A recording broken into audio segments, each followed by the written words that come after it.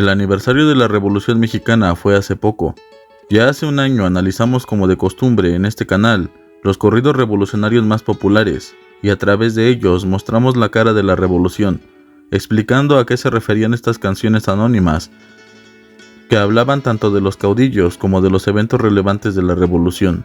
Si quieres conocer la revolución a través de sus corridos, te dejaré el link al final de este video y en la descripción. En este video, sin embargo, busco profundizar dentro del acontecimiento que fue la Revolución Mexicana, investigando de diversas fuentes, dando distintas versiones para que este video sea lo más objetivo posible, pues la Revolución Mexicana es uno de los acontecimientos históricos más importantes del siglo XX, adelantándose a la Revolución Rusa. En muchas de sus características y razones, la Revolución Mexicana se parece a la Revolución Rusa. Solamente que aquí no existían aún partidos socialistas o comunistas, ni tampoco hubo una intención directa de convertir a México en un país socialista como la mayoría de las revoluciones mundiales tenían el objetivo de hacer realidad. Aún así, gran parte de las reformas constitucionales estarían basadas en las ideas del marxismo, haciendo de la Constitución de 1917, la actual constitución que rige a los mexicanos, una constitución adelantada de acuerdo a la época. Pero antes de que se pensase siquiera en la creación de una constitución, tuvieron que acontecer varios eventos, muchos de ellos trágicos, pues la Revolución Mexicana, como muchas de las revoluciones en el mundo, es un claro ejemplo de cómo los diferentes intereses pueden dividir a los revolucionarios y causar grandes conflictos. Pues si bien se piensa que la Revolución Mexicana se hizo con el objeto de exigir la renuncia de Porfirio Díaz, terminando así con más de 30 años de dictadura, pero en realidad la revolución tenía raíces más profundas, problemáticas más graves que debían de ser solucionadas, y que la simple deposición del presidente no resolvía dichos problemas. Al contrario, estos se agravaron. Pero me estoy adelantando, así es que primero debemos comenzar con los antecedentes. ¿Cuáles fueron las causas que hicieron posible la Revolución Mexicana? México estaba bajo el poder de Porfirio Díaz Mori, un héroe militar del país, conocido precisamente como el héroe del 2 de abril, por su participación en la guerra contra los franceses. Siendo Porfirio Díaz general, participaría en la batalla de Puebla el 5 de mayo y también en la defensa de Puebla en 1867. Un hombre de ascendencia indígena quien al principio tenía ideas liberales y que buscaba luchar en contra de la reelección, que para algunos inclusive esto sería una ironía, pues aquel que más veces se ha reelegido en la historia del país estaría en contra de la reelección. En realidad la vida de Porfirio Díaz es interesante. Si se quiere profundizar en ella, también dejaré el video que hice sobre su vida al final de este y en la descripción de este video. Porfirio Díaz entonces se enfrentaría a Juárez e inclusive buscaría hacer una rebelión en su contra por el tema de la reelección, con el conocido como Plan de la Noria en 1871. Sin embargo, tras la muerte de Juárez, la rebelión no tenía ya sentido.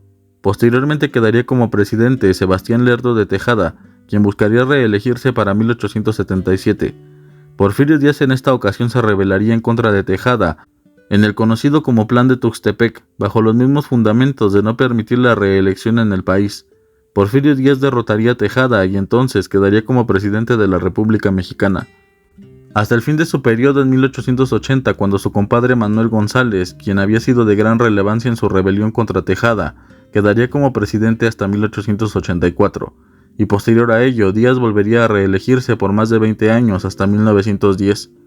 Aunque entre los años en los que su compadre estaba en la presidencia, Porfirio Díaz no gobernaba de facto, en realidad lo hacía desde las sombras, por lo que se considera que el porfiriato duró más de 30 años y que el inicio de este se produjo en 1877 hasta 1911, con un total de 34 años de gobierno. No todo durante el gobierno de Porfirio Díaz fue negativo. Trajo la industria, la inversión privada al país, no le dio el monopolio a los estadounidenses, sino que diversificó a sus aliados comerciales, estableciendo relaciones con España, Francia e inclusive comenzaría la relación con Japón y Alemania, de la cual mandó importar armamento. Antes de la revolución, Porfirio Díaz había pedido que le enviaran los famosos P-08 Parabellum, las armas conocidas como Luger, para los oficiales de caballería. Alemania también le daría como regalo los famosos cascos Pickelhaube, los cuales adornaban a los militares de la época. México tenía un ejército profesional que había pacificado el país, pero a la vez era utilizado para reprimir las manifestaciones o huelgas por las malas condiciones laborales. Durante su gobierno se mandó construir el Palacio de Bellas Artes, una obra de gran belleza que ahora es uno de los lugares más visitados de la Ciudad de México, y junto con el Palacio de Bellas Artes también tenía proyectado la construcción de otra obra monumental, el Palacio Legislativo, que solo quedó la cúpula como monumento de la revolución. Estas obras estarían listas para el aniversario 100 de la independencia del país. El crecimiento económico era exponencial, el peso estaba a la paridad del dólar, es decir que un peso era igual a un dólar. El porfiriato adoptó las ideas del positivismo teniendo en mente la frase orden y progreso. Construyó varias vías de ferrocarril conectando los principales puntos comerciales del país. Porfirio Díaz modernizó el país, hubo un crecimiento económico importante proyectando a México frente al mundo como una potencia en ciernes. Y aunque se crea que no hubo desarrollo, la creación de infraestructura, de sitios tanto culturales como económicos, permitió aún más la modernización de México en años de relativa paz, después de varios años en guerra entre conservadores y liberales, así como intervenciones extranjeras. Aún a pesar de ello, la mayoría de la población era pobre y también analfabeta. El mexicano se convirtió en mano de obra barata desde aquella época, en donde se trabajaba por un salario muy bajo, se esclavizaba a los indígenas. En la época del porfiriato hubo una guerra en contra de los yaquis, a los cuales mataban o enviaban a trabajar a las plantaciones y haciendas en Yucatán, junto con indios mayas, prácticamente como esclavos. Se permitieron toda clase de abusos por parte de los hacendados y dueños de las plantaciones, los latifundistas que vivían como verdaderos señores feudales. Porfirio Díaz convirtió en una oligarquía a la República Mexicana, rodeándose de potentados hombres de familias influyentes, llamados los dinosaurios por el hecho de ser la mayoría de ellos hombres viejos, o también los científicos, quienes utilizaban su influencia sobre Porfirio Díaz para preservar sus privilegios y poder. Se les fue arrebatada la tierra a los campesinos, quienes la poseían desde la época novohispana, haciéndose de ella los hacendados, convirtiéndose en peones de sus propias tierras. No existía la libertad de prensa, solamente se les permitió trabajar a aquellos periódicos que apoyaran al régimen, pues los periódicos que se atrevían a hacer una crítica del gobierno de Porfirio Díaz o que reflejara la realidad social que se vivía en el momento eran clausurados y sus dueños eran encarcelados.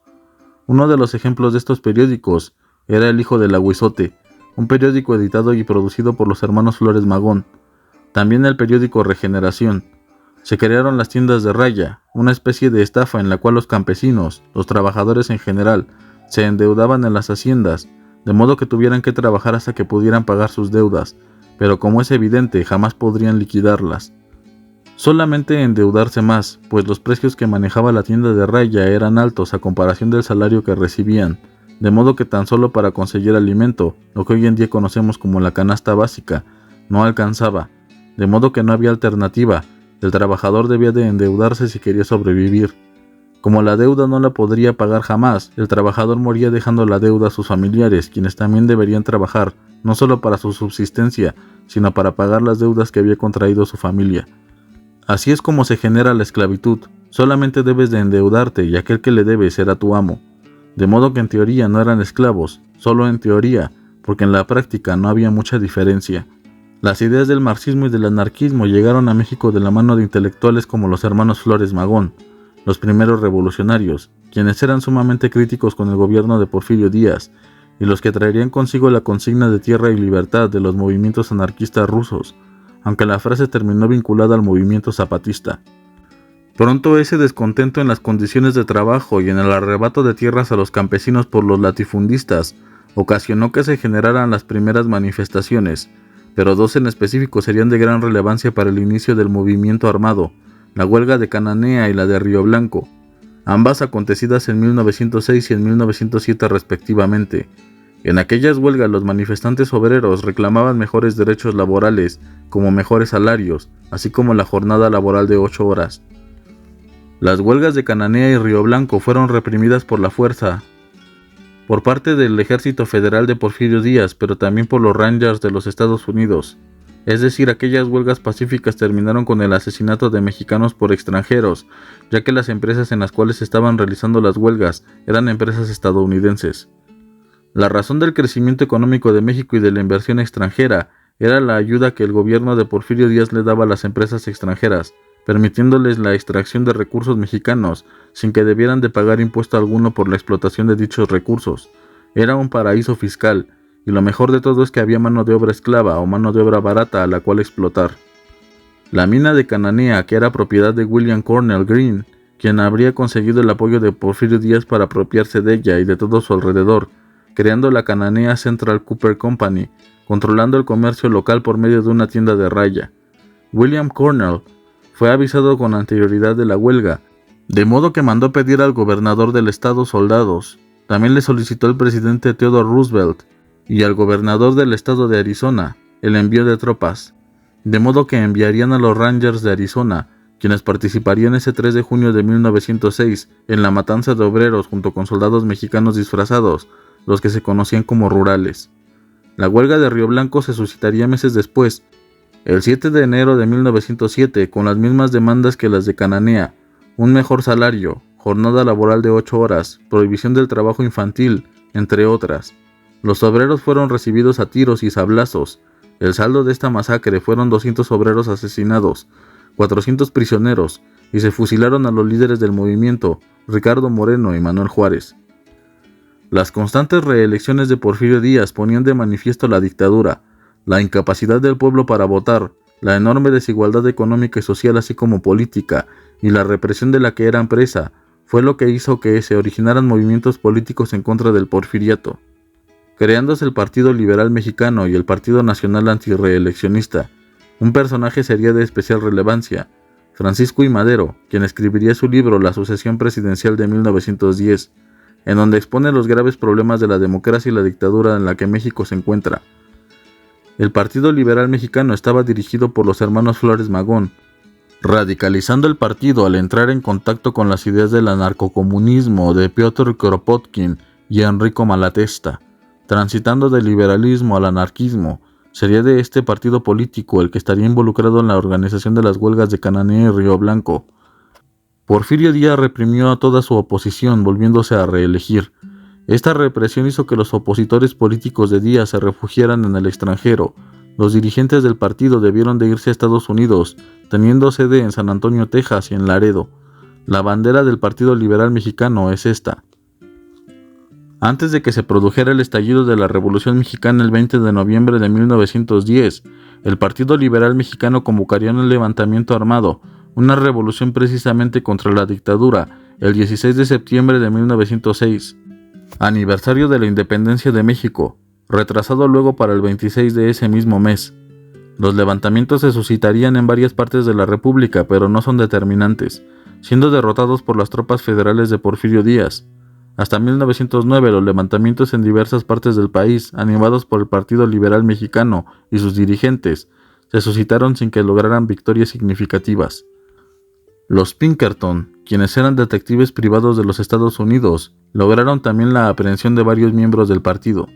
El Partido Liberal Mexicano, inclusive en la Revolución, tendría presencia, tanto en sus ideales como en sus proclamas, además de que miembros del Ejército Liberal tomaron las ciudades fronterizas, pero fueron perseguidos y exterminados por el Ejército Federal y las tropas maderistas al negarse a reconocer los tratados de Ciudad Juárez. A diferencia de lo que ocurriría con Madero, el Partido Liberal Mexicano comprendía que no bastaba solo con la deposición del presidente Díaz, sino que debían de solucionar los graves problemas económicos y sociales. El partido quería una profunda reforma social en el país.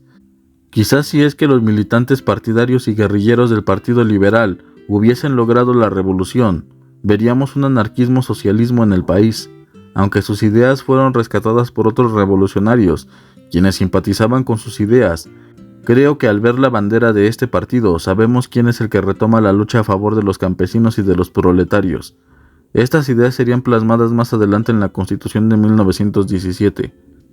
Por otro lado, el Partido Nacional Antirreeleccionista fue creado apenas en 1909 con el objeto de participar en las elecciones de 1910. Este partido político, a diferencia del Partido Liberal, sí creía en el liberalismo social y económico. Fue fundado por Francisco I. Madero. Su principal consigna era sufragio efectivo, no reelección.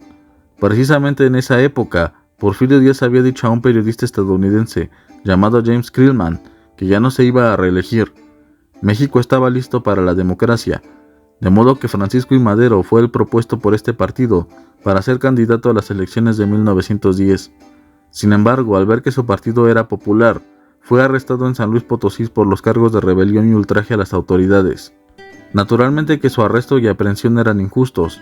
Porfirio Díaz volvió a reelegirse. Madero logró escapar de San Luis y se fue a Estados Unidos, desde donde redactó el Plan de San Luis. en donde hacía el llamado a todos los mexicanos a librarse de la dictadura de Porfirio Díaz. Desconociendo su gobierno y el del vicepresidente Corral, uno de los principales puntos era el número 7, en el que convocaba a la lucha armada el 20 de noviembre de ese mismo año, inclusive dando una hora específica, las 6 de la tarde. El punto dice así: el día 20 del mes de noviembre, de las 6 de la tarde en adelante, todos los ciudadanos de la República tomarán las armas para arrojar del poder a las autoridades que actualmente gobiernan, terminando con la siguiente proclama: conciudadanos, no vaciléis pues un momento, tomad las armas, arrojad del poder a los usurpadores, recobrad vuestros derechos de hombres libres y recordad que vuestros antepasados nos legaron una herencia de gloria que no podemos mancillar. Sed como ellos fueron, invencibles en la guerra, magnánimos en la victoria. La revolución entonces habría comenzado. Había varias razones por las cuales se realizaría, razones que estaban relacionadas profundamente en lo social, con el enorme descontento que las acciones del gobierno de Díaz había ejercido en contra de la población más desfavorecida. Lo que terminaría iniciando el movimiento armado sería precisamente la nueva reelección de Díaz y la represión en contra de sus adversarios políticos. Varios líderes de diferentes partes del país habían leído el Plan de San Luis y buscaban unirse a Madero en el conflicto armado. Los revolucionarios más importantes del conflicto armado serían los siguientes, así como sus demandas. Francisco I. Madero, natal de Coahuila, de una familia de hacendados, conocido por su deseo de democracia y de libertad, contendiente a las elecciones presidenciales de 1910, instigador de la Revolución Mexicana por el Plan de San Luis. Su principal propósito es el fin de la dictadura porfirista y la restitución de una democracia en la que no solo algunos puedan participar, sino todos los mexicanos, así como impedir la reelección. Francisco Villa, su nombre real es Doroteo Arango, nacido en el estado de Durango, pero por sus acciones militares en Chihuahua, así como por ser gobernador provisional de ese estado, se le vincula más con dicho lugar. Era un bandolero que había trabajado también en una hacienda como peón, y desempeñando labores de minero y de albañil. Se dice que se volvió bandolero porque un hijo del hacendado con el que trabajaba había abusado de su hermana mayor, de modo que tomó un revólver y lo asesinó. Debió por lo tanto de irse al monte para esconderse de la justicia, uniéndose a un grupo de bandoleros que, según se dice, estaba liderado por un hombre llamado Francisco Villa, del que retomaría el nombre una vez este hombre hubiese muerto, de una herida de bala. Otros aseguran que el nombre de Francisco Villa lo retomó del nombre de su abuelo, pues al ser hijo ilegítimo había perdido el nombre paterno y retomado el materno como Doroteo Arango. Sin embargo, lo cambió Francisco Villa como supuestamente era el apellido de su padre. Francisco Villa se convirtió en una celebridad, pues el bandidaje que hacía era para quitarle a los ricos y darle a los pobres, como un Robin Hood mexicano, labor que continuaría haciendo una vez se convirtió en jefe revolucionario. También era cuatrero, es decir, robaba ganado. Un hombre con el que hacía negocios llamado Abraham González, viendo el sentimiento de justicia y la preocupación de Villa por los pobres, lo introdujo al mundo político, haciéndole ver al iletrado Villa más claramente en la situación de desigualdad política y social, reclutándolo para la revolución de su amigo Madero. Villa simpatizaría con Madero y con su deseo de democracia, siendo uno de los revolucionarios más importantes del conflicto armado, llegando a liderar un ejército conocido como la División del Norte y siendo apodado el Centauro del Norte. Sus soldados eran los Dorados de Villa, siendo particularmente importante en la guerra contra el usurpador Huerta y después en contra de Carranza, aliándose otro revolucionario importante, Emiliano Zapata. Los métodos de Villa fueron quitarle las haciendas a los adinerados ricos y repartirlas entre los pobres. Sus generales más importantes serían Rodolfo Fierro, Felipe Ángeles, Pánfilo Natera, Manuel Chao, Raúl Madero, entre muchos otros. Emiliano Zapata Salazar. Emiliano Zapata, a diferencia de lo que se cree, no era un campesino pobre, sino que era propietario de tierras y era un caballerango. Pero el pueblo lo apreciaba. Se cuenta una historia de su niñez que cuando presenciaba cómo arrebataban las tierras a los campesinos, diría: «Cuando sea grande haré que se la regresen». Su frase más icónica sería tierra y libertad, aunque nunca la dijo verdaderamente, pero resumía su pensamiento político y social, al igual que la frase «la tierra es de quien la trabaja». Emiliano Zapata sería elegido como calpulelque del pueblo de Anenecuilco, su lugar de nacimiento, para abogar por ellos ante el régimen de Díaz. Después de la muerte de Pablo Torres Burgos, un profesor de Anenecuilco, y quien se entrevistaría con Madero para apoyarlo en la revolución, Zapata quedaría a la cabeza del movimiento. Su obra más relevante fue el conocido como Plan de Ayala, que terminaba con las palabras reforma, libertad, justicia y ley, haciendo hincapié en las demandas de los campesinos de Morelos de regresar las tierras a sus legítimos propietarios por medio de una reforma agraria, creando el Ejército Libertador del Sur. Sus generales más importantes y contribuidores serían su hermano Eufemio Zapata, Otilio Montaño, Jesús Capistrán, Manuel Palafox y Genovevo de la O, entre otros. Felipe Ángeles. Felipe Ángeles fue un general al servicio primero de Madero y posteriormente de Carranza, para finalmente pasarse al villismo. Un militar estudiado de gran talento, egresado del Colegio Militar como teniente técnico de artillería, obteniendo también la condecoración francesa de la Orden de la Legión de Honor por su distinguida carrera militar. De fuertes ideales y convicciones políticas y sociales, apoyó la revolución de Madero en contra de la dictadura de Porfirio Díaz. Combatiría posteriormente a Zapata y a Orozco, ganándose el respeto de Zapata. Un revolucionario eficiente en el uso de tácticas y sobre todo de la artillería, que sería definitiva en las campañas de Villa. Venustiano Carranza, nativo de Coahuila, nacido en el seno de una familia adinerada, hijo de un militar admirador de Benito Juárez, fue educado con los valores republicanos, ocupando el puesto de presidente municipal de Cuatro Ciénegas después de su padre, llevando una vida política durante el Porfiriato, siendo diputado y senador del Congreso de la Unión.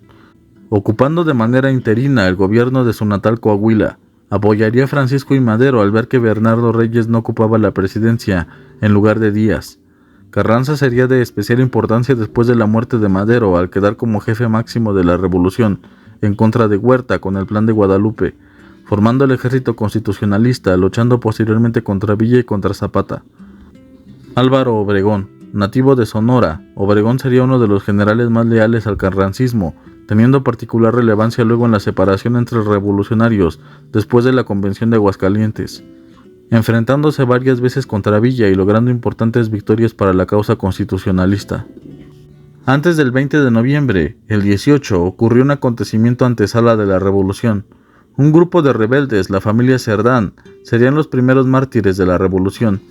Maximino Cerdán, Carmen Cerdán y Aquiles Cerdán, quienes estaban realizando un acopio de armas, fueron descubiertos por la policía de Puebla. Al acudir a su arresto, los Cerdán junto con sus aliados comenzaron a disparar, iniciando así la guerra de revolución.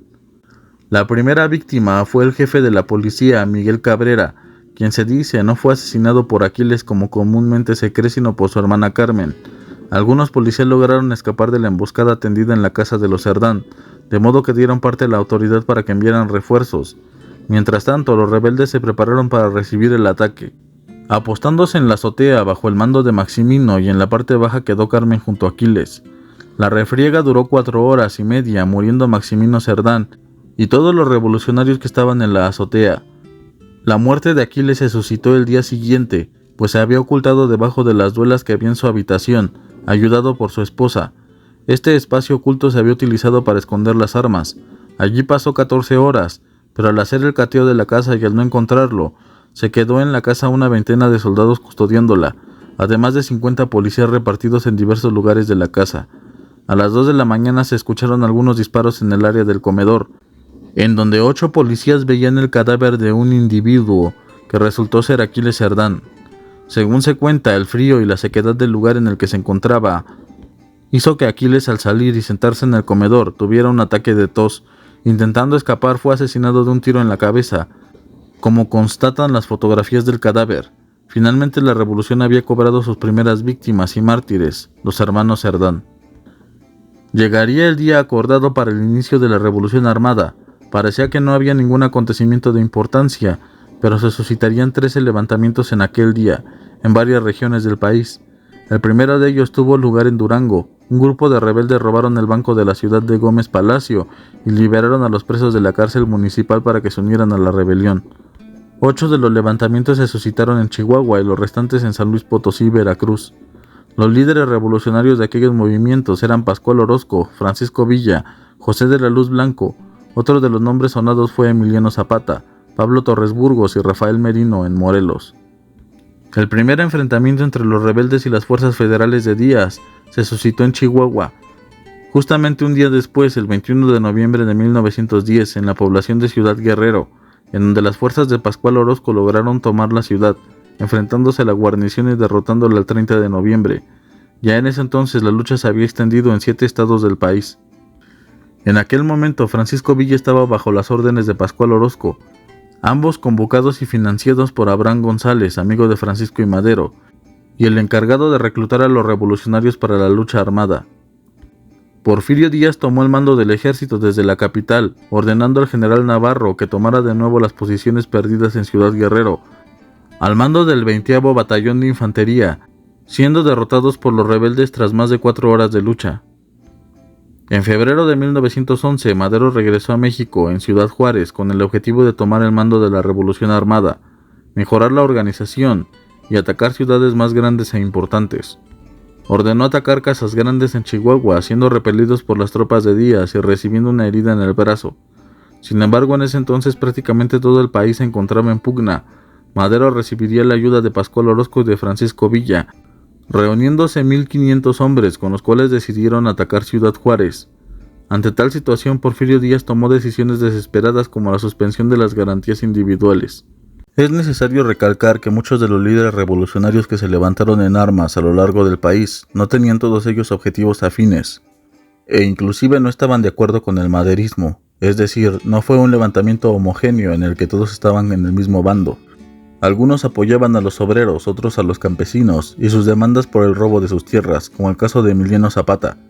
Otros se levantaban a favor de la democracia y en contra del gobierno de Díaz, pero cada uno de ellos tenía diferentes intenciones, distintos ideales, lo que ocasionaría que en el futuro hubiese inclusive enfrentamientos entre ellos por causa de sus diferencias, en cómo veían cada uno de ellos la revolución y cuáles eran los objetivos que estos perseguían con el levantamiento. Antes de la renuncia del presidente Porfirio Díaz, se intentó conversar con los maderistas y hacer caso a sus peticiones, reuniéndose en Nueva York el padre de Madero y su hermano Gustavo con el ministro de Hacienda José Yves Limantour, entregándoles la propuesta de la Junta Revolucionaria en la cual se exigía la renuncia del vicepresidente Corral, además de la adopción de la no reelección y la democratización del gobierno y la libertad política. Díaz aceptaría las demandas enviando una iniciativa de ley para prohibir la reelección y haciendo cambios a su gabinete. Esas acciones, sin embargo, no fueron suficientes para Madero, quien seguía insistiendo en la renuncia de Díaz y de Corral. Las negociaciones continuaron, buscando que Díaz se mantuviera en el poder, pero ofreciéndole a Madero que 4 de sus representantes se unieran al gabinete de Díaz y que los revolucionarios eligieran a 14 gobernadores. Madero, ante estos ofrecimientos, decidió aceptarlos, pero sus colaboradores se opusieron, de modo que las negociaciones se rompieron. El 7 de mayo de 1911, Porfirio Díaz declaró lo siguiente en el Diario de la Nación: Mexicanos, la rebelión iniciada en Chihuahua en noviembre del año pasado y que paulatinamente ha ido extendiéndose, hizo que el gobierno que presido acudiese, como era de su estricto deber, a combatir en el orden militar el movimiento armado. Algunos ciudadanos patriotas y de buena voluntad ofreciéronse espontáneamente a servir de mediadores con los jefes rebeldes, y aunque el gobierno creyó no deber iniciar negociación alguna, porque habría sido desconocer los títulos legítimos de su autoridad, dio oídos a las palabras de paz, manifestando que escucharía las proposiciones que se le presentaran. El presidente de la República se retirará, sí, del poder, cuando su conciencia le diga que, al retirarse, no entrega el país a la anarquía y lo hará en la forma decorosa. El fracaso de las negociaciones de paz traería consigo la renovación y la recrudescencia de la actividad revolucionaria. Posterior a ello, los revolucionarios finalmente lograrían tomar Ciudad Juárez cuando Orozco y Villa, desobedeciendo las órdenes de Madero, atacaron a la guarnición que defendía la ciudad, dirigida por el general Juan Navarro. Madero intentó detener la agresión, pero era demasiado tarde, ya que otros revolucionarios siguieron a Villa y a Orozco, no quedándole más alternativa que ordenar al resto de revolucionarios la toma de la ciudad. Finalmente, el día 10 de mayo, las fuerzas revolucionarias tomaron la plaza, en donde, de acuerdo con el Plan de San Luis, Madero fue nombrado presidente provisional y constituyó un Consejo de Estado conformado por Venustiano Carranza, su hermano Gustavo Madero y José María Pino Suárez. El 17 de mayo se firmó un armisticio que duraría por 5 días en toda la República Mexicana. Al terminar esos 5 días, finalmente se firmó la paz el 22 de mayo, dando por finalizada la revolución maderista. El día 21 se firmó lo que serían conocidos como Tratados de Ciudad Juárez, en donde Porfirio Díaz se comprometía a abandonar la presidencia de la República. Corral abandonaba el cargo de vicepresidente y se convocaban a nuevas elecciones, quedando como presidente provisional de la República el señor Francisco León de la Barra. El nuevo gobierno se encargaría de indemnizar a aquellos que hayan resultado agraviados por la revolución. Las hostilidades entre revolucionarios y el ejército federal terminarían. Aquí finalizaba la primera parte de la revolución, que aunque no existe división oficial de la revolución como sí existe de la independencia, al igual que esta última, debería de dividirse en distintas fases, porque es más complejo de lo que parece. La revolución maderista terminó incluso meses después de haber iniciado. El 25 de mayo, Porfirio Díaz presentó su renuncia a la presidencia de la nación con las siguientes palabras: a los ciudadanos secretarios de la Honorable Cámara de Diputados, presente. El pueblo mexicano, ese pueblo que tan generosamente me ha colmado de honores, que me proclamó su caudillo durante la guerra de intervención, se ha insurreccionado en bandas milenarias armadas, manifestando que mi presencia en el ejercicio del supremo poder ejecutivo es causa de su insurrección.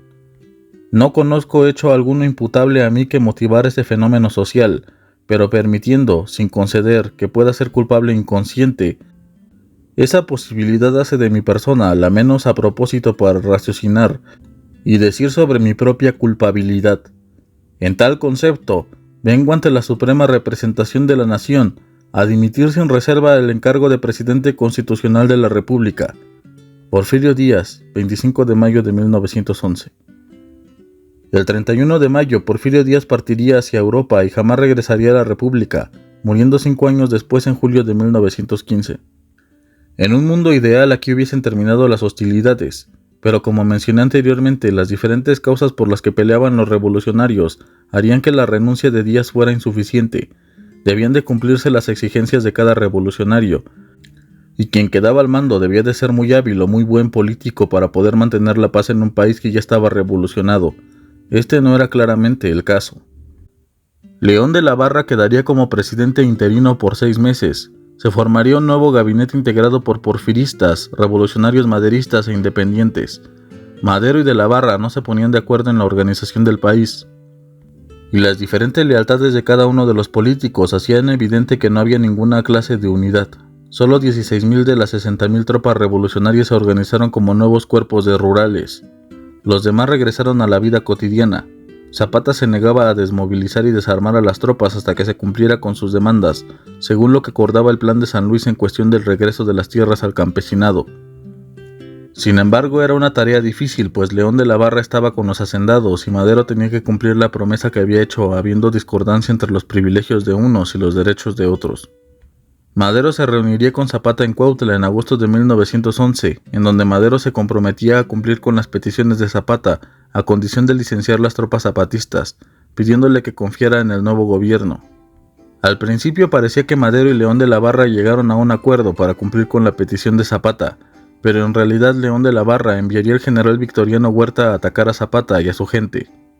Madero debió de salir huyendo y las tropas zapatistas se replegaron hacia las sierras de Puebla y de Guerrero, desde donde Zapata lanzó un manifiesto dirigido a los morelenses, en donde acusaba a los traidores científicos, como se les conocía a los porfiristas, de querer retomar el poder, excusando al señor Madero y creando el Ejército Libertador del Sur. Los zapatistas no serían los únicos que mostrarían su descontento con el gobierno provisional, sino que los hermanos Vázquez Gómez no estaban de acuerdo con licenciar a las tropas revolucionarias, promulgando el Plan de Texcoco que firmaría Andrés Molina Enríquez, desconociendo el gobierno del presidente de la Barra, y llamaba a continuar la lucha armada, por lo que sería arrestado. El periodista Paulino Martínez, el 31 de octubre de 1911, proclamaría el Plan de Tacubaya.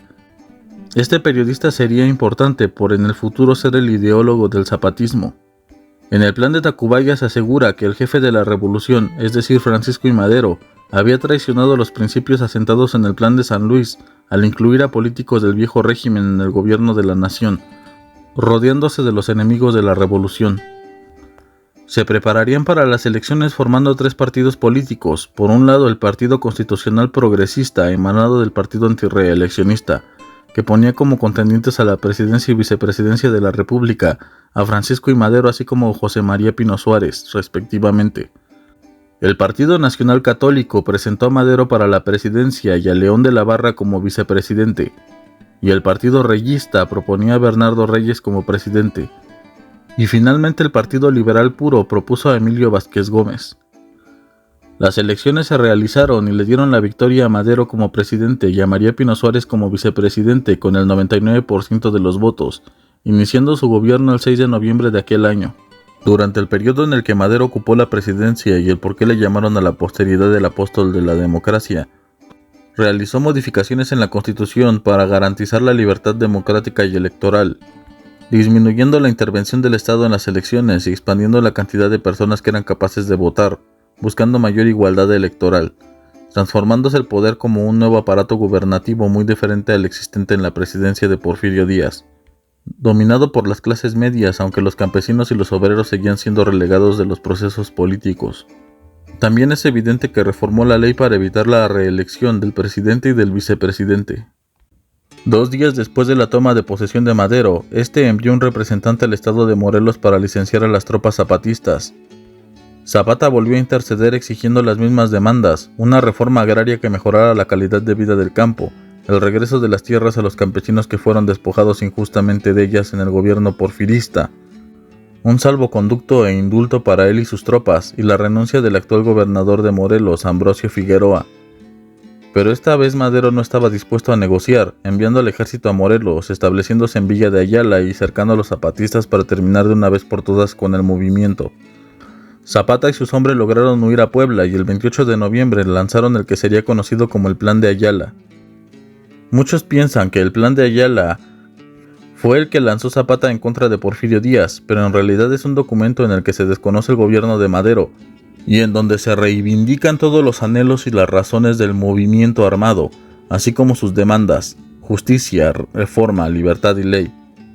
El documento fue redactado por Otilio Montaño, uno de los grandes revolucionarios del zapatismo. Firmado el documento por todos ellos, declaraba a Madero como traidor a la revolución, aliándose a los científicos, con los exporfiristas, desconociéndolo como jefe de la revolución y dándole ese cargo a Pascual Orozco. Y si es que este último no aceptaba, entonces la responsabilidad del mando revolucionario quedaba en manos de Emiliano Zapata. Desde entonces a Zapata se le conocería como el Atila del Sur, por el gobierno maderista y los posteriores gobiernos que se enfrentaron a él, por ser supuestamente ellos el destructor de la civilización, haciéndose sátiras al respecto. Madero combatió a Zapata intentando terminar lo más rápido posible con su movimiento, sin embargo no lo lograría, lo que lo puso en una mala situación frente a los hacendados. Todo el año 1912, las fuerzas federales al mando del general Felipe Ángeles estuvieron luchando en contra de Zapata, en enfrentamientos de moderada intensidad por órdenes de Madero, quien no quería que la lucha fuera excesivamente violenta. Otro de los sublevados contra el gobierno de Madero fue obviamente el general Pascual Orozco, que desde su desobediencia al atacar Ciudad Juárez en contra de las órdenes de Madero, se distanciarían ambos personajes, teniendo resentimiento al no haber sido elegido para ocupar un lugar en el gobierno revolucionario, perdiendo también las elecciones para gobernador del estado de Chihuahua ante el hombre que Madero apoyaba, Abraham González. De manera que en 1912 Orozco lanzaría el Plan de la Empacadora, en el cual desconocía el gobierno de Madero y llamaba a levantarse en armas en contra de él. Su movimiento encontró simpatizantes entre las clases populares como también entre las clases medias y altas. Derrotando a Villa y a José González Salas, Madero encomendaría a otro personaje importante de la revolución, Victoriano Huerta, a encargarse de la rebelión orozquista, logrando derrotar a Orozco y convirtiéndose con ello en héroe nacional y ganando la confianza del presidente Madero. Otro de los sublevados fue Bernardo Reyes, quien había competido por la presidencia de la República en contra de Madero, pero las amenazas que había recibido por parte de los maderistas lo hicieron abandonar el país y retirarse a Estados Unidos, desde donde lanzaría también su propio plan, el Plan de la Soledad, en noviembre de 1911. Regresaría al país, pero se dio cuenta que sus seguidores habían desertado, de modo que se entregó a las autoridades, quienes lo acusaron de sedición y fue encarcelado. En Veracruz, el sobrino de Porfirio Díaz, Félix Díaz, se levantaría también en contra del gobierno de Madero en 1912, obteniendo el apoyo de algunos militares. Sin embargo, su rebelión fracasó y fue aprehendido y sentenciado a muerte. Por presiones políticas de exporfiristas, su sentencia se conmutó a prisión perpetua. Pero los verdaderos problemas llegarían desde el extranjero. El embajador norteamericano, Henry Lane Wilson, intentaría derrocar el gobierno maderista por las medidas impuestas por el gobierno mexicano, con un enfoque más nacionalista que iba en contra de los intereses estadounidenses en el país.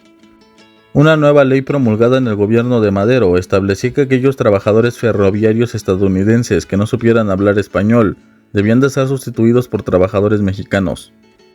Otra de las medidas, quizás de las más escandalosas, fue que si bien el gobierno de Porfirio Díaz no cobraba un impuesto por la explotación de recursos naturales en México, sobre todo en cuestión del petróleo, la nueva legislación obligaba a los extranjeros a pagar impuestos de la extracción petrolera.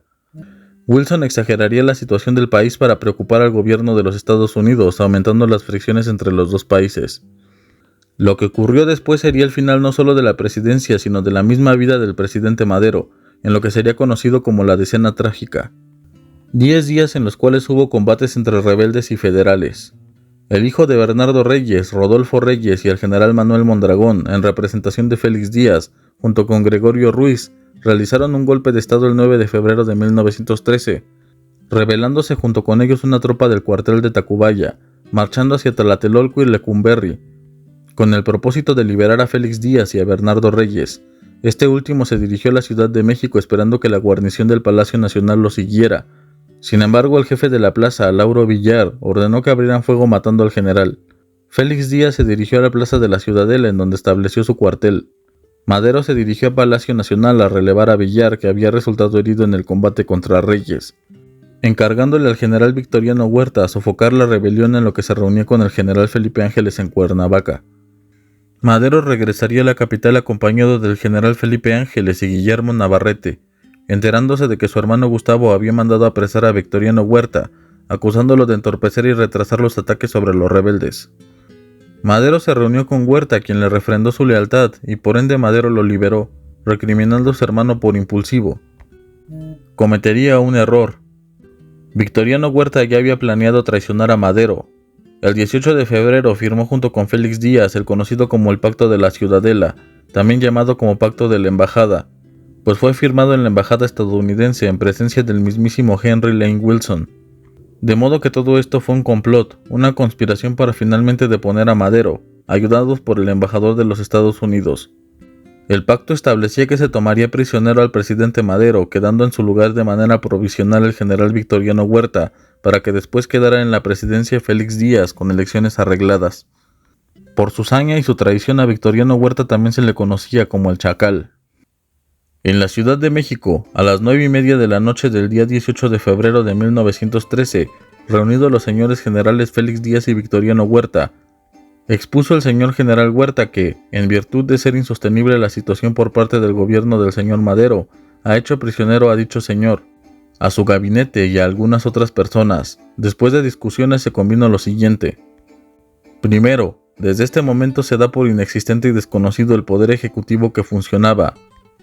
Segundo, a la mayor brevedad se procurará solucionar en los mejores términos legales posibles la situación existente, y los señores Díaz y Huerta pondrán todos sus empeños a efecto de que el segundo asuma antes de 72 horas la presidencia provisional.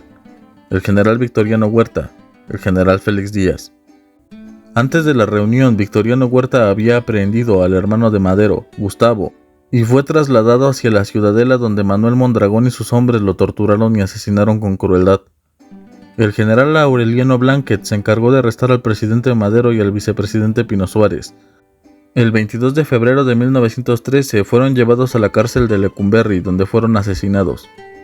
Aquí comienza otra etapa de la Revolución Mexicana, en donde los revolucionarios se unirían en contra del gobierno del usurpador y dictador Victoriano Huerta, quien gobernó con mano de hierro, utilizando el ejército y la represión como forma de mantener el poder y el control en el país, dando marcha atrás a las reformas impulsadas por Madero y su revolución, teniendo el apoyo de sectores de la sociedad a los que les beneficiaba un gobierno totalitario como el suyo, a las clases altas, los hacendados, el clero y el ejército.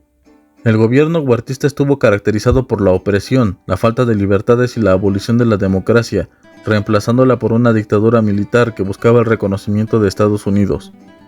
Huerta tenía el objetivo de pacificar el país, ofreciendo a los revolucionarios amnistía tanto a los orozquistas como a los zapatistas.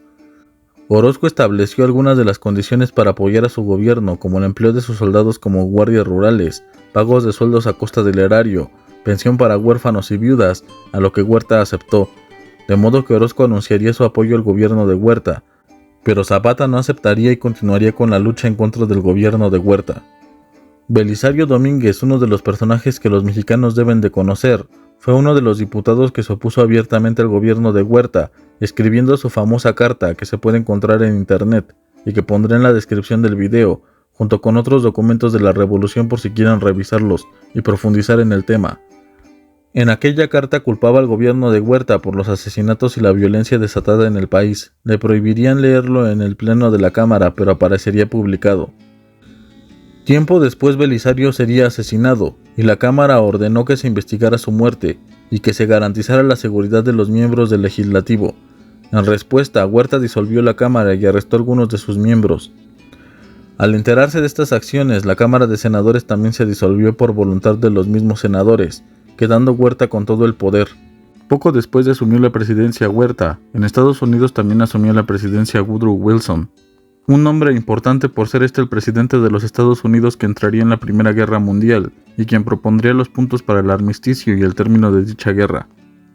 Wilson no tenía simpatía alguna con Huerta y nombraría a John Lind en lugar de Henry Lane Wilson como embajador en México, presentándole a Huerta 4 propuestas del gobierno estadounidense. La primera de ellas versaba en la pacificación del país con un cese al fuego de inmediato y un armisticio definitivo. En segundo lugar, debían de convocarse elecciones libres con la participación de todas las facciones. En tercer lugar, exigía que Huerta no participara en las elecciones y finalmente todos los partidos debían de estar de acuerdo con el resultado y apoyar el nuevo gobierno. Naturalmente que Huerta no aceptó ninguna de estas condiciones, por lo que Estados Unidos se declaró neutral ante el conflicto. Esto significaba que no le vendería armas ni a los revolucionarios ni al ejército federal, aunque conseguirían las armas por medio de contrabandistas y del comercio con los alemanes. Todos estos hechos hicieron que se intensificara el descontento y que los revolucionarios lucharan en contra del régimen de Huerta, surgiendo así lo que sería conocida como la Revolución Constitucionalista. En Coahuila, el gobernador recibiría por parte del Congreso de aquel estado poderes extraordinarios para reunir y liderar un ejército. No era otro más que el conocido como Venustiano Carranza. Reunido en la hacienda de Guadalupe en Saltillo, Carranza y otras personalidades de la revolución proclamaron el Plan de Guadalupe, que desconocía los 3 poderes de la nación y en donde se oponía al régimen de Huerta, nombrándose a Carranza como jefe del ejército constitucionalista, llamado así por estar comisionados a restablecer el orden constitucional en la República. Carranza también ocuparía la presidencia interina de la República hasta convocar nuevas elecciones. Por todo el país se hicieron movimientos en contra del gobierno de Huerta. Clases tanto medias como populares fueron las que en su mayoría se adhirieron al Plan de Guadalupe. Nombres conocidos como Pablo González, Álvaro Obregón, Pánfilo Natera, Plutarco Elías Calles, Maclovio Herrera, Tomás Urbina y Francisco Villa, los cuales luchaban en el norte del país, en Torreón, Zacatecas, Coahuila, Chihuahua y Durango. El 18 de abril de 1913 se reunieron en Monclova, Coahuila, los líderes revolucionarios de Sonora, Chihuahua y Coahuila, con una duración de 3 días en donde se ratificó el Plan de Guadalupe y los líderes se unieron en un solo ejército, el cual aceptaba a Venustiano Carranza como primer jefe del ejército constitucionalista y líder por lo tanto de la rebelión del norte. En el cargo de la división del noroeste estaba Álvaro Obregón, quien tomó los poblados de Santa Rosa y Santa María, quedando prácticamente con el control de Sonora, avanzando por la costa del Pacífico hasta llegar al centro de Jalisco. Por otro lado, al mando de la conocida como División del Norte quedó Francisco Villa, operando en Chihuahua. Al mando de la División del Noreste quedó Pablo González, y la División del Centro fue comandada por Pánfilo Natera. En el sur y centro del país no se levantaron muchos adeptos al movimiento de Carranza. La cercanía con la capital y la lejanía de la frontera con Estados Unidos, en donde los revolucionarios conseguían armas, les hizo quedar prácticamente al margen de la insurrección. Solamente Zapata seguía siendo una amenaza lo suficientemente importante para inquietar al gobierno de Huerta, solo que Zapata luchaba por su propia causa, separado de los constitucionalistas, uniéndose cada vez más diversas localidades al ejército zapatista para defenderse de los huertistas. Las tensiones con Estados Unidos se acrecentaron cuando el 9 de abril, en el puerto de Tampico, detuvieron una embarcación estadounidense y el personal de esta, liberándolos poco después, pero el contraalmirante estadounidense les exigió que debían de castigar al que había dado la orden de detenerlos y que debían de izar la bandera de Estados Unidos en el puerto y homenajearla con 21 disparos de cañón en señal de disculpa, lo que no se realizó. Huerta intentó negociar con el gobierno de Estados Unidos, pero era demasiado tarde. El 21 de abril de 1914, Wilson ordenó la toma del puerto de Veracruz, defendido valientemente por la Marina mexicana, que recibe por su acción el nombre de Heroica, y el puerto de Veracruz también recibiría el nombre de Heroico. El objetivo de Wilson era detener un embarque de armas proveniente de Alemania para el gobierno de Huerta. Al día siguiente, el 22 de abril, tomaron también el puerto de Tampico. Fue de esa manera que Huerta rompería relaciones diplomáticas con Estados Unidos y que enviaría el ejército al puerto de Veracruz para retomarlo. Las tensiones con Estados Unidos fueron tales que posiblemente sin la intervención de países externos, México hubiese entrado en un conflicto armado con Estados Unidos, y a lo largo de la Revolución Mexicana esta posibilidad estaba abierta, y varios países lo sabían. Durante las conferencias del Niagara Falls en Canadá, el grupo ABC, es decir, Argentina, Brasil y Chile, actuaron como intermediarios, intercediendo por México ante Estados Unidos. El 20 de mayo de ese año, firmándose en junio el conocido como Tratado de Bucareli, en donde establecía que Estados Unidos reconocería el gobierno provisional que quedara tras el conflicto armado, compensarían a los ciudadanos estadounidenses que hubiesen resultado afectados por el conflicto y no exigirían indemnización alguna por lo ocurrido en Tampico. Los rebeldes controlaban prácticamente todo el norte, a excepción del estado de Baja California, buscando moverse hacia la capital, Obregón por occidente, Villa por el centro y Pablo González por el este, con intención de derrocar a Huerta. Entre más se acercaban los revolucionarios al centro del país, incrementaban los alzamientos en diversos lugares. Zacatecas era una ciudad clave que los revolucionarios debían de tomar para su avance a la Ciudad de México, por su línea ferroviaria que conectaba la ciudad con la capital. La ciudad estaba rodeada de cerros, siendo esto un gran obstáculo para los atacantes. El general Barrón, encargado de la defensa de la ciudad, había posicionado artillería en los dos cerros más altos, el de la Bufa y el del Grillo. Felipe Ángeles llegaría a las inmediaciones el 19 de junio de 1914, haciendo un reconocimiento.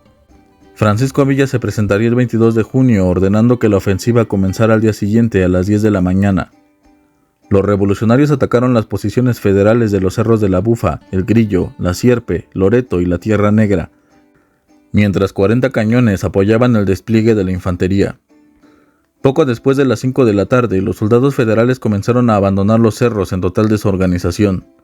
Poco tiempo después, los revolucionarios tomaron el cerro de la Bufa y del Grillo, avanzando hacia la ciudad. Los soldados de Villa mataron a varios soldados federales en su huida, contabilizando 5,000 pérdidas en el bando federal por 3,000 en el bando de los revolucionarios.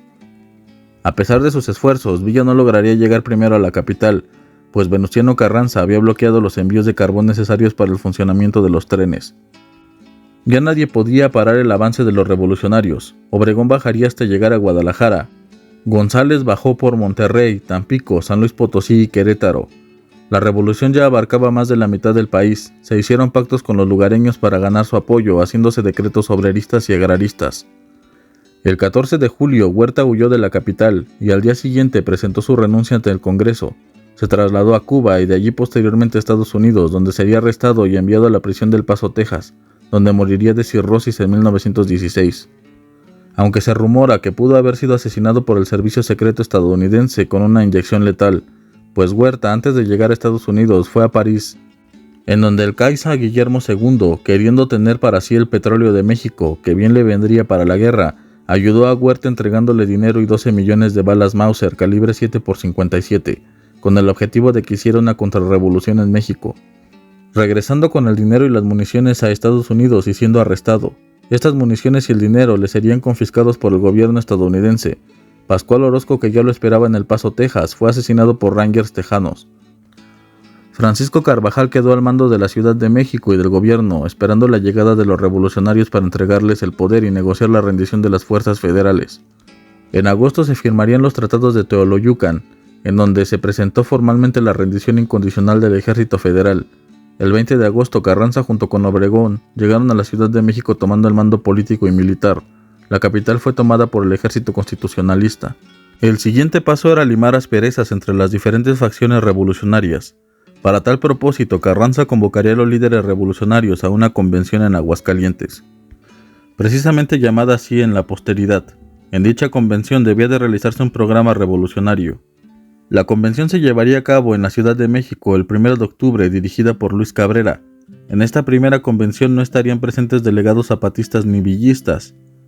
Al tercer día, Carranza presentó su renuncia durante la sesión, aunque esta no fue aceptada por los delegados. Se acordó que la convención se trasladaría a Aguascalientes para que pudieran asistir delegados zapatistas y villistas, participando solo militares y no civiles. Las sesiones fueron reanudadas el 10 de octubre, presidida la convención por Villarreal, Natera, José Robles, entre otros. Los villistas y los zapatistas enviaron a sus delegados, pero Carranza no se acercaría a Aguascalientes, pues pensaba que había muchos villistas, y mejor decidió trasladarse a Veracruz. La convención se prolongaría hasta el 13 de noviembre, en donde los zapatistas y los villistas pedían la renuncia de Carranza como primer jefe de la revolución, y que se aceptara íntegramente el plan de Ayala. Obregón leería una carta de Carranza en la cual aseguraba que cumpliría y se retiraría del cargo si es que Zapata y Villa se retiraban de la vida pública y renunciaban al liderazgo de sus ejércitos. La convención, que se realizó para llegar a acuerdos y dar un rumbo claro a la revolución, uniendo las diferentes facciones, fracasó en su propósito. La convención fue prácticamente tomada por los delegados villistas y zapatistas, quienes veían con malos ojos a los obregonistas y carrancistas. Pronto la convención se radicalizó en contra de ellos, y eligieron un nuevo presidente interino, Eulalio Gutiérrez, a lo que Carranza respondería que la convención no tenía facultades para elegir algún presidente, y rechazó las decisiones o acuerdos realizados por la convención. Zapata no asistiría presencialmente, pero Obregón y Villa asistirían representando a sus propias facciones. Una de las razones de la molestia de los congregados es que Carranza no se apareció en aquella convención. Obregón por poco es fusilado por Villa, si no es por un engaño que le hizo salvarse de su ejecución, prometiendo traicionar a Carranza y unirse a la convención. Los convencionistas decididamente anticarrancistas se dispusieron a ir a la capital. Los soldados carrancistas salieron de la capital y se trasladó el gobierno de Carranza a Veracruz. Desde aquel día, el ejército convencionista, como se llamaron posteriormente a la facción dirigida por los simpatizantes del villismo y del zapatismo, declararon la guerra a la facción constitucionalista o carrancista. Un nuevo episodio de la revolución se produjo a partir de la Convención de Aguascalientes, la llamada Guerra Fratricida, en donde se enfrentaron los revolucionarios por sus propias causas e ideales. Los generales Villa y Zapata acordaron una reunión en la capital del país. Los zapatistas llegaron primero y tomaron la ciudad en espera de la llegada de Villa y su gente. Finalmente, la ansiada reunión se llevó a cabo y ambos revolucionarios se encontraron en Xochimilco, el 4 de diciembre de 1914, firmando el que se conocería como Pacto de Xochimilco, en donde ambos revolucionarios acordaban una alianza militar en contra de Carranza. Una gran cantidad de anécdotas, de mitos y leyendas surgen del encuentro de ambos revolucionarios en la capital. Uno de los más conocidos es cuando el general Villa y Zapata entraron a Palacio Nacional, y Villa se sentaría en lo que era la silla presidencial, ofreciéndosela después a Zapata, pero Zapata la rechazaría diciendo que un hombre bueno se sentaba en aquella silla y se levantaba siendo malo. Una clara alusión a que el poder corrompe. Zapata y Villa al parecer no tenían intenciones en declararse a sí mismos presidentes o de tener una responsabilidad política de esa envergadura, pues Villa ya había sido gobernador de Chihuahua, sino que buscaban que se cumplieran con las demandas del pueblo. La mayoría de los obreros, de los campesinos, de los indios, se unirían por afinidad al movimiento y los ideales de Villa y Zapata, discutiendo la reforma agraria como un tema de vital importancia. Existen metrajes de Villa y de Zapata visitando la tumba del presidente Madero. Francisco Villa admiraba a Madero y legítimamente había luchado por él. Una vez los villistas y los zapatistas abandonaron la Ciudad de México, ni Villa ni Zapata se verían de nuevo, cada uno de ellos tomando rumbos muy diferentes. Uno en el norte con sus dorados, como se le conocían a sus soldados, luchando en la División del Norte, y otro en el sur luchando por el Ejército Zapatista del Sur, conocido como el Ejército Libertador del Sur. Carranza encargaría a sus generales la destrucción de ambos ejércitos, comenzando con el año 1915, en donde se llevarían a cabo varias operaciones y enfrentamientos entre constitucionalistas y convencionistas. Obregón se enfrentaría a Villa en el norte y Pablo González Garza se enfrentaría a Zapata en el sur. La campaña más importante fue la del norte, en donde Álvaro Obregón se enfrentó a Villa en los combates de Celaya, pues Villa había pasado a la ofensiva y tenía intenciones de tomar la ciudad que estaba en control de los carrancistas. Obregón estaba al tanto de las tácticas militares europeas, de modo que decidió enfrentarse a Villa defendiendo el lugar con trincheras. Tanto el ejército villista como el zapatista eran más numerosos que el carrancista, iniciando con ventaja, pero a medida que pasaba el año, la ventaja inicial se fue evaporando y dándole la victoria al ejército carrancista. En gran medida por la falta de apoyo y coordinación de los ejércitos zapatistas y villistas, ya que a pesar del pacto de Xochimilco, en realidad no hubo un apoyo bélico por parte de ninguno de los dos bandos. Esto por el hecho de que el ejército zapatista buscaba aislarse en la región que controlaban, de modo que actuaban a la defensiva, mientras que Villa actuaba más ofensivamente. Fue en abril de aquel año de 1915 que Villa se enfrentó con Obregón. Villa usaba caballería y artillería, siendo legendarios sus dorados, y él mismo, siendo llamado el Centauro del Norte en honor a su forma sin igual de montar a caballo. En el primer intento de tomar Celaya, terminó con la pérdida de 2,000 hombres. Una semana después, Villa volvería a intentarlo, perdiendo esta vez 4,000 hombres, terminando en derrota, de modo que se retiró a León, Guanajuato, con la intención de recuperar sus fuerzas para nuevos combates. En total fueron 4 batallas que se libraron entre Obregón y Villa, ganándolas todas Obregón. En la última de ellas, producida en el poblado de Santa Ana del Conde, un municipio de León, Guanajuato, que hoy lleva el nombre del general carrancista, Obregón perdió una mano por una herida de metralla al recibir el impacto de un proyectil de artillería. Obregón ganó las batallas, pero perdió una mano a cambio. Villa no se recuperó de la pérdida de tantos hombres en tan poco tiempo. Debió de ocultarse y regresar a sus días de guerrillero. Los carrancistas tomaron de nuevo la Ciudad de México para 1916. Estos mapas ilustran cómo estaba la situación a finales de 1914 y cómo a finales de 1915. Naturalmente que la revolución debía de tener una organización de obreros y de campesinos, los cuales eran los que exigían mejores condiciones de trabajo y una mejor calidad de vida, creándose una organización llamada la Casa del Obrero Mundial, creada precisamente en 1912, durante la presidencia de Madero, integrada por los sindicatos y personas de diversas índoles, tanto anarquistas como católicos. Después de la derrota de Huerta y con la división entre facciones revolucionarias, la COM se preguntó con quién debía de estar su lealtad, si con el movimiento de Zapata y de Villa o con Carranza. Tanto Obregón como el que sería conocido posteriormente como Dr. Atl, de nombre Gerardo Murillo, un artista y vulcanólogo mexicano, habrían de abogar porque los obreros se unieran al movimiento carrancista, no olvidando el carácter social del movimiento constitucionalista, firmándose por ello el 17 de febrero de 1915 la alianza entre la Casa del Obrero Mundial y el carrancismo. Ambos pactaban que por parte de la organización obrera se enviarían tropas para conformar al ejército constitucionalista, mientras que el gobierno carrancista se proponía cumplir con las demandas de los obreros organizados, llevándolas a la nueva constitución. De esa manera los obreros conformaron los llamados batallones rojos en contra de los campesinos militares de la División del Norte y del Ejército Libertador del Sur, llegando a obtener de este grupo hasta 6 batallones con alrededor de 4,000 a 7,000 reclutas, desplegados en los meses de abril y septiembre de 1915.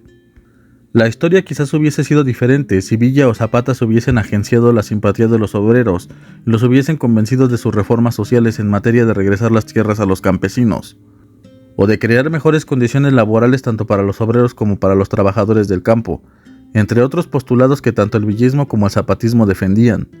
De este movimiento saldrían figuras históricas mexicanas como David Alfaro Siqueiros, un convencido socialista que luchó precisamente en el bando carrancista. En el año de 1916 se produciría uno de los eventos más interesantes e importantes de la revolución, la invasión villista a suelo norteamericano, la conocida como la Batalla de Columbus en Nuevo México. Villa se sintió traicionado por los estadounidenses al mostrar su apoyo a los carrancistas, pues Carranza parecía apoyar a los intereses estadounidenses en la región. Para Villa eso era un acto de traición, pues parecía que Carranza estaba decidido a sacrificar el bienestar económico y político de México por mejorar sus relaciones con los Estados Unidos. El 11 de enero, los villistas detuvieron un tren en Chihuahua, asesinando a los ocupantes del mismo. 18 ciudadanos estadounidenses que eran mineros e ingenieros y que habían llegado al país por invitación de Carranza. El 9 de marzo de 1916, Villa atacaría por la mañana el poblado de Columbus, al grito de ¡Viva México y Viva Villa! El enfrentamiento se llevó a cabo entre los 400 soldados que llevaba Villa contra la guarnición del 13º Regimiento de Caballería. Durante el enfrentamiento murieron 37 soldados estadounidenses y 20 civiles. Según los números dados por los estadounidenses, produjeron entre 75 y 100 bajas entre los soldados villistas. Una de las razones del ataque de Villa a Columbus, se menciona también, es que el proveedor de las municiones y las armas a Villa, el estadounidense Samuel Rabel, las mismas balas que trajo consigo Huerta para hacer su contrarrevolución, fueron las que Rabel le vendió a Villa. Pero estas balas a propósito estaban mal logradas, de modo que se piensa que el responsable de la derrota de Villa en las batallas contra Obregón no fue más que Rabel y los mismos estadounidenses, quienes le vendieron balas en mal estado, con lo que sabotearon a su ejército. Además de que Alemania, Inglaterra y Estados Unidos parecían apoyar al gobierno de Carranza, impidiendo la venta de armamento a otros revolucionarios que no fueran carrancistas. Samuel Rabel se encontraba en Columbus, por lo que Villa decidió atacar esa ciudad como escarmiento por el ultraje del empresario, intentando encontrarlo y asesinarlo. Se cree que las víctimas del tren que detuvieron en Chihuahua pudieron estar relacionadas precisamente con este hecho. El ataque a Columbus no persiguió otro objetivo más que ser una respuesta al apoyo estadounidense al enemigo de Villa. Los villistas se aprovisionaron de caballos, fusiles y mulas. Buscaron a Samuel Rabel con la intención de fusilarlo. Antes de estos acontecimientos, Villa se había comunicado con Rabel, exigiéndole el regreso de su dinero, que habían sido fuertes cantidades de oro y de plata, o si no la reposición de la munición, a lo que Rabel, sintiéndose seguro en Estados Unidos, le contestó que ya no haría más tratos con bandidos. Aunque no encontraron a Samuel, los villistas incendiaron sus propiedades, tanto su casa como sus tiendas y su hotel, quemando gran parte de la ciudad de Columbus. También se llevaron a su hermano mayor, al cual fusilaron después. Naturalmente que también aquellos que estaban en contra del intervencionismo estadounidense vieron con muy buenos ojos el ataque de Villa a Estados Unidos, ganando con ello una nueva reputación, y con ello también el apoyo a su causa, intentando restaurar su malogrado ejército. Villa parecía no tener idea de lo que hacía, pero en realidad esta represalia en Columbus desencadenó más de lo que pensamos, habiendo un extenso análisis político de las repercusiones diplomáticas que tuvo con la relación entre Estados Unidos y Carranza, al punto de que casi estallara una guerra entre Estados Unidos y México.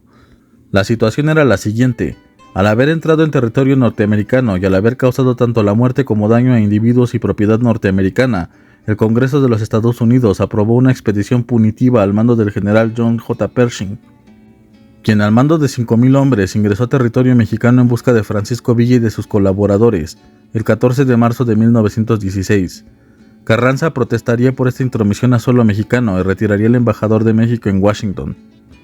El ingreso de las tropas estadounidenses le servía a Villa para hacer mala propaganda del gobierno de Carranza, quien se veía muy permisivo ante la incursión ilegal de los Estados Unidos en suelo mexicano. Muchos protestaban por esta debilidad mostrada por Carranza, quien permitió la expedición hasta cierto punto del territorio nacional. Aun cuando los estadounidenses lograron derrotar a alguno de los responsables del asalto a Columbus, no fueron capaces de encontrar a Villa. De hecho, corría el rumor de que Villa había muerto. Herido, Villa se reponía en una cueva, oculto de las tropas estadounidenses, pues una de las principales ventajas de Villa y sus soldados es que conocían mejor que nadie el territorio, y por ende lograban evitar a las tropas norteamericanas. Llegó el momento en que la situación era intolerable. Mientras la imagen de Villa mejoraba ante los ojos del público, la de Carranza empeoraba, de modo que el ejército carrancista finalmente se enfrentaría a las fuerzas estadounidenses en la batalla del Carrizal, que tuvo lugar en junio de 1916. Esta batalla enfureció a Pershing cuando se enteró de ella y pidió permiso al presidente Wilson de atacar la guarnición carrancista en Ciudad Chihuahua, pero Wilson se negó sabiendo que esta acción sería una declaración formal de guerra. Fue en esta época la máxima tensión que tuvo México con los Estados Unidos, a punto de iniciarse una guerra entre ambos países.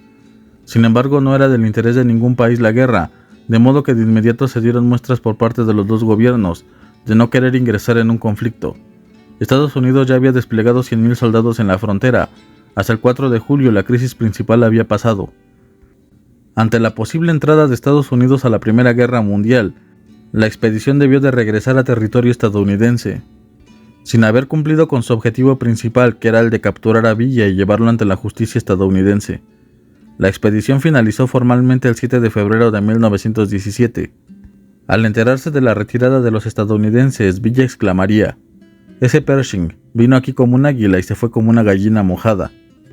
Villa se había recuperado ya totalmente de una herida que había recibido en la batalla de San Isidro, regresando con más fuerza a seguir su lucha contra Carranza.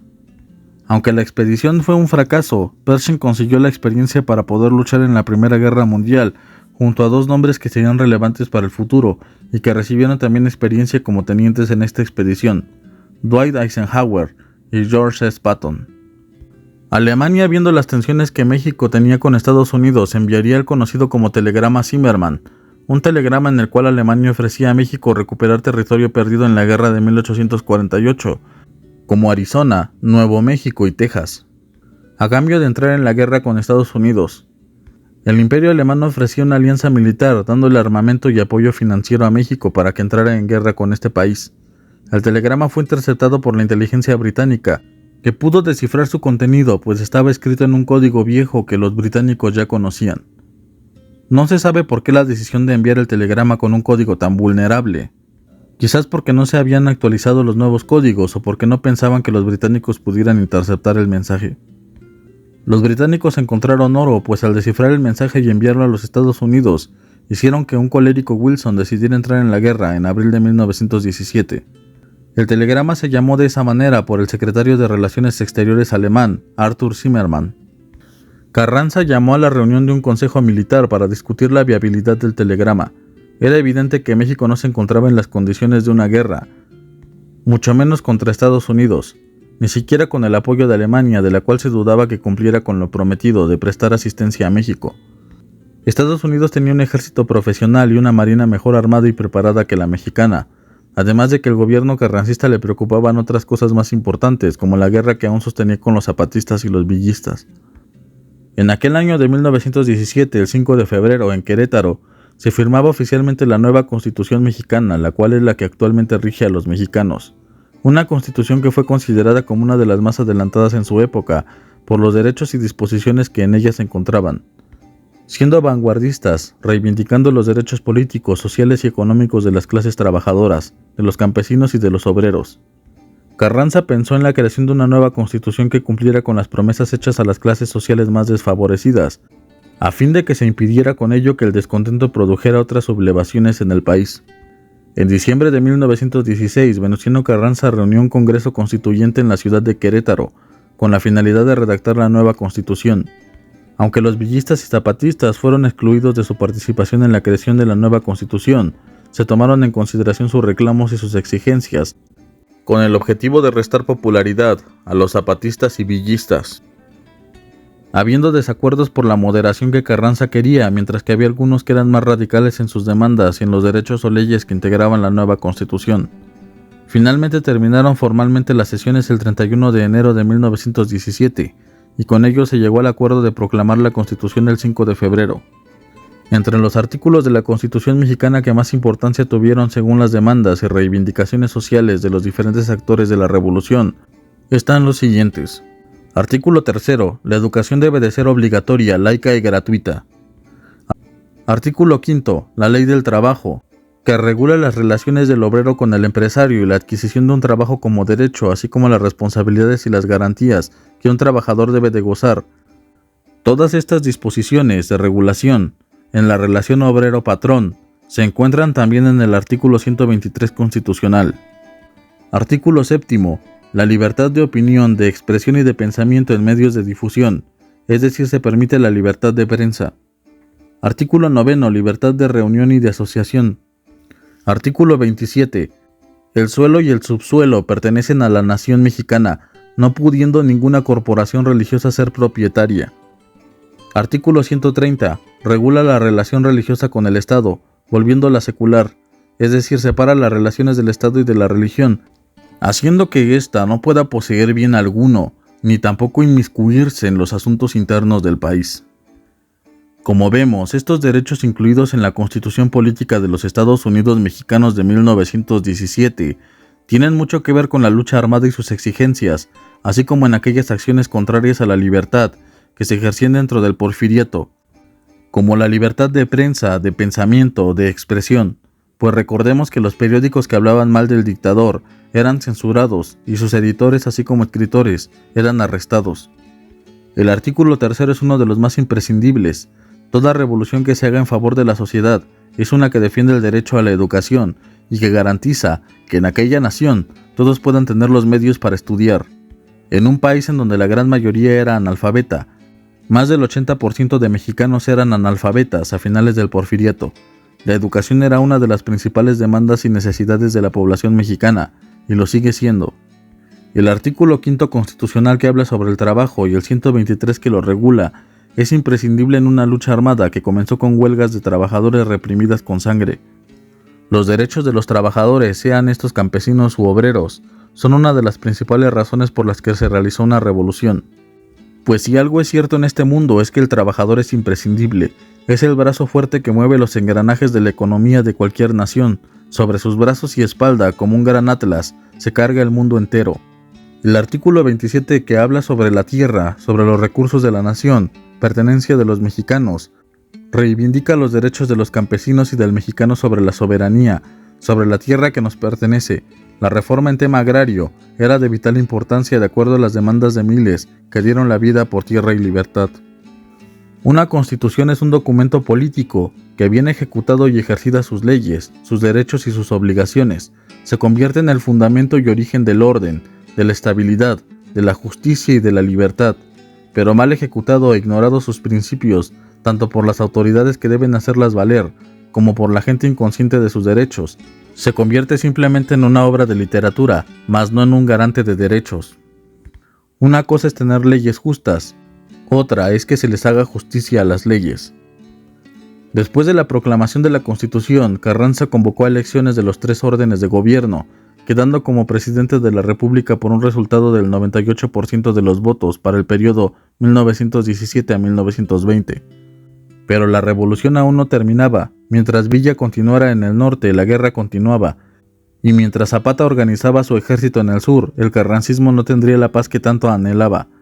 Era hora de terminar definitivamente con los 2 movimientos revolucionarios.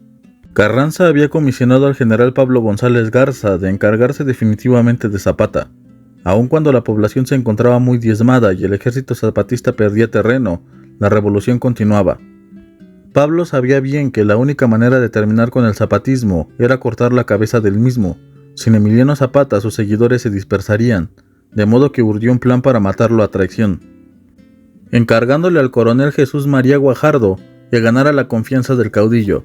Primero le hizo representar una farsa, haciendo parecer que Guajardo odiaba a Carranza y a González, haciendo comentarios nefastos de ambos mientras estaba ebrio, frente a un prisionero zapatista, permitiéndole huir después.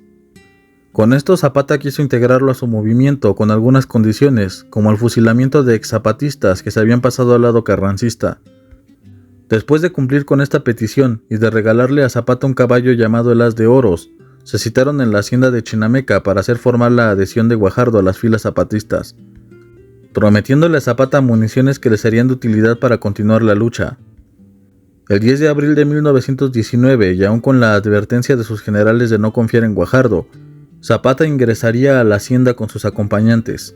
Guajardo daría la orden y soldados carrancistas saldrían de diversos lugares de la hacienda, abriendo fuego en contra de Zapata y de su escolta, acabando con su vida acribillado.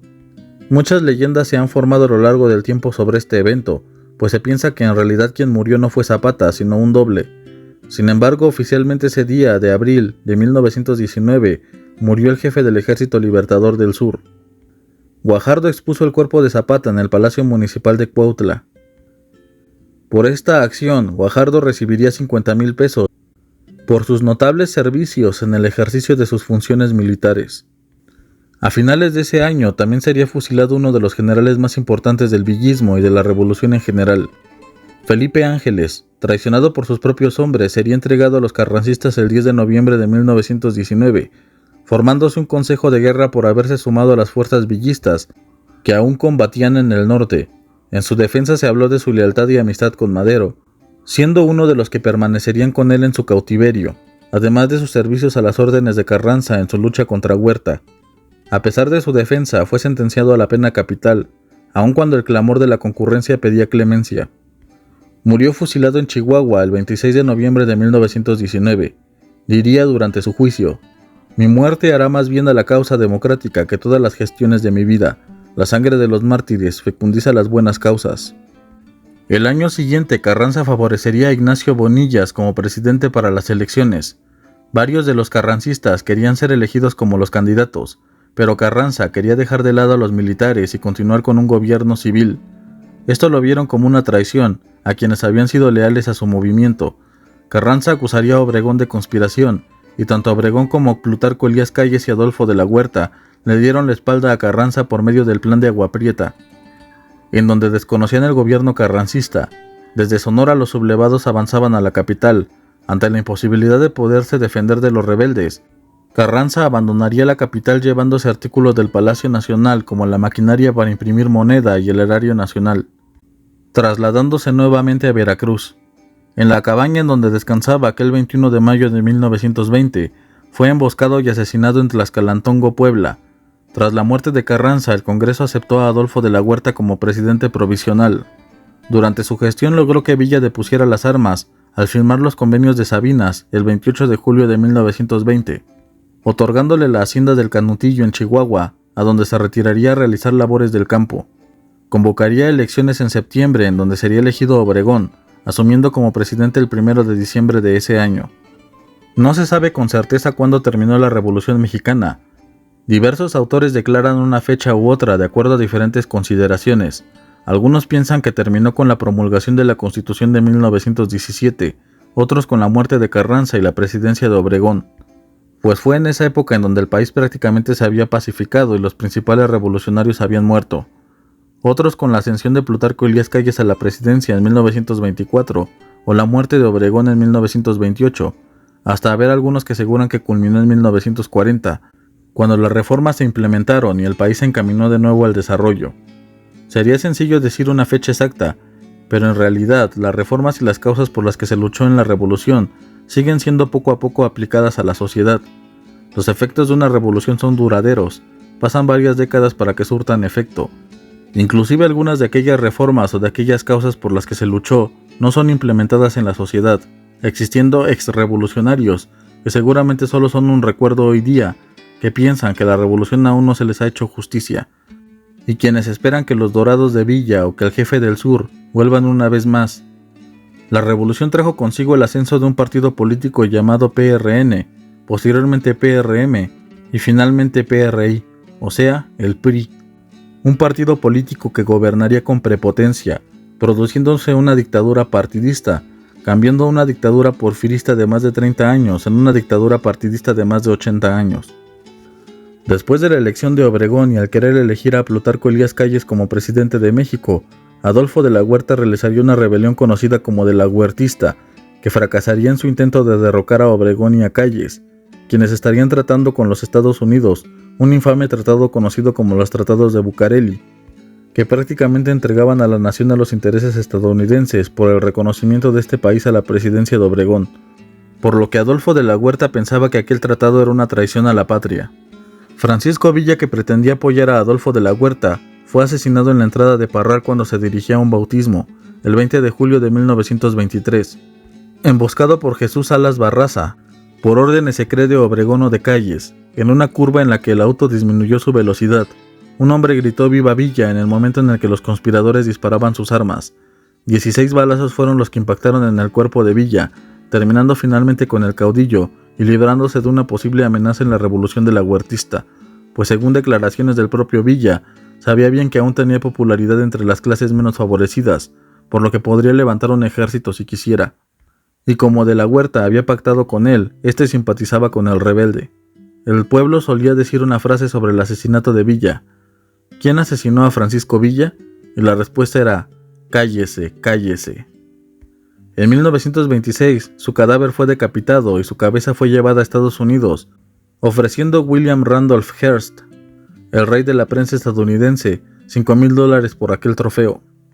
Después del fracaso de la rebelión de la Huertista durante el gobierno de Plutarco Elías Calles, el descontento del clero sobre los artículos de la Constitución, en específico el tercero y el 127 constitucional, que le quitaba poder a la Iglesia tanto en educación como en sus territorios en México, Calles creó varias reformas conocidas como la Ley Calles, en donde endurecía las disposiciones sobre la religión en el país, impidiendo a los sacerdotes a oficiar misas y a llevar sus vestimentas religiosas en público. Estas leyes, aunado con el malestar general de una población abiertamente católica, hicieron que el Vaticano suspendiera sus relaciones y servicios religiosos en México, deportando a varios sacerdotes extranjeros. En 1926 se crearía un movimiento rebelde dirigido por religiosos, llamada la Liga para la Defensa de la Libertad Religiosa, también conocidos como los Cristeros. La guerra cristera había comenzado. Viejos generales revolucionarios lucharían en contra del gobierno de Calles y de sus leyes antirreligiosas. Uno de los conocidos sería Enrique Gorostieta. En 1928, en plena crisis por la guerra cristera, Obregón se prepararía para las elecciones, intentando reelegirse. Ganando las elecciones, iría a festejar a un restaurante en San Ángel llamado La Bombilla, en donde sería asesinado por José de León Toral, un simpatizante religioso de la Guerra Cristera, el 17 de julio de 1928. Las causas de su asesinato aún no están claras. Algunos aluden a que fue por los fanáticos religiosos de la Guerra Cristera. Otros piensan que fue orquestado por Plutarco Elías Calles o por grupos antirreeleccionistas, es decir, por razones políticas. Sobre todo porque después del asesinato de Obregón, ningún presidente volvería a intentar reelegirse, y Calles quedaría como jefe máximo de la revolución, dando inicio a un periodo conocido como el Maximato, en donde Calles dirigía el país en las sombras, eligiendo a quienes serían presidentes de México, siendo el primero de ellos el presidente Emilio Portes Gil, quien daría por terminada la Guerra Cristera en 1929, al aceptar los acuerdos con la Iglesia por mediación de los Estados Unidos, volviendo la libertad religiosa al país y suprimiendo las leyes más radicales en contra de la religión, la Ley Calles. Este gobierno duraría 6 años, de 1928 a 1934, con la llegada a la presidencia de Lázaro Cárdenas, otro de los exmilitares revolucionarios. La Revolución Mexicana, como cualquiera de las revoluciones en el mundo, se ha hecho con la intención de crear mejores condiciones de vida para las clases menos privilegiadas, buscando la justicia, la libertad y la igualdad. También, como toda revolución, las diferentes causas e ideales, las diferencias entre revolucionarios, ocasionarían varios eventos en los cuales también tuvieron que ver intereses extranjeros, creándose divisiones y contrarrevoluciones que extendieron el conflicto a varios años, pues si bien al inicio se buscaba la renuncia de Díaz y el fin de su dictadura, que ocurrió a unos meses de iniciada la Revolución Maderista, en realidad eso solo fue el parteaguas para la Revolución Mexicana, que dejaría tras de sí a millones de muertos. Los números varían de autor en autor, algunos piensan que fueron varios millones, otros que las víctimas mortales ascendieron a cerca del 500,000 de muertos, sin tener en consideración la cantidad de personas que se vieron forzadas a huir del país, o que murieron en las difíciles condiciones que el país atravesaba por la falta de alimentos.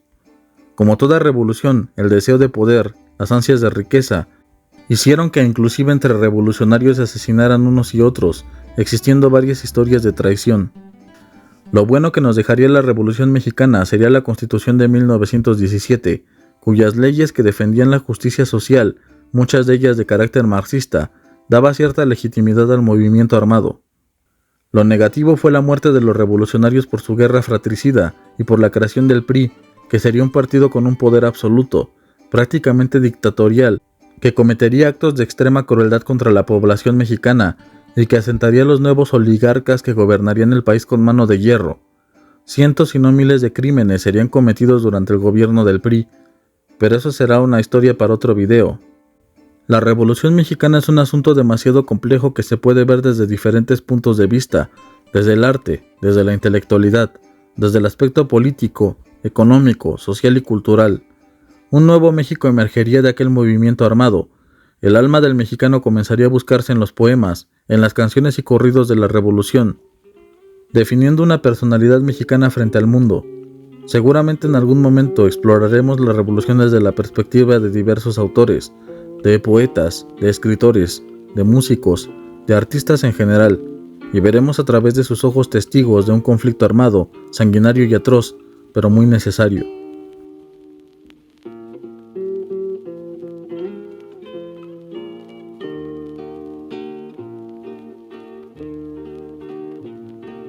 Nube blanca por el valle, nube de manta que va, mascando palabras de hambre junto al oro del trigal. Indio color de tu tierra, el viento lo ha dicho ya, media luna en tu cintura, el machete ha de brillar. Llorará sangre la aurora si la quieres degollar, llorará sangre la aurora. Si el amo quiere maracas, suénaselas de verdad, que vaya a ver cómo truena cuando arde el cañaveral.